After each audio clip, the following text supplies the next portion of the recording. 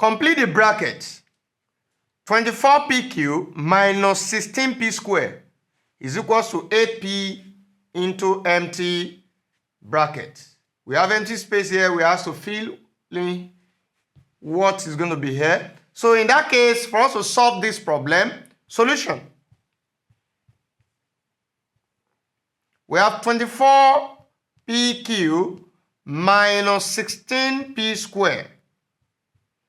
What we have inside this question, what we have in this question is that the right-hand side is already in the factorized form. So the 8p represents the ACF.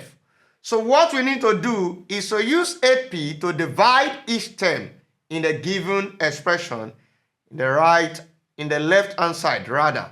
So we have 8p, we have 24pq. We use the 8p to divide each. Divide by 8p. Then minus 16p squared. We use 8p to also divide it. So in this case, what are we going to have? We have 8p into bracket what? P here 1, p here 1. Now 8 here 1, 8 in 24. We have 3. So it means that what are we having left here? We have 3q. 3q minus what? Looking at the second one.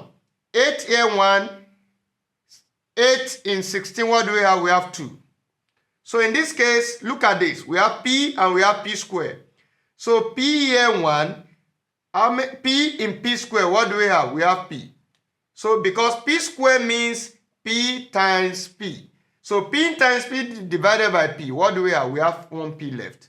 So in this case, we have minus 2p here. That's for the second term. So it means that the answer is now 8p into bracket 3q minus 2p. That is the solution to the problem. Thank you.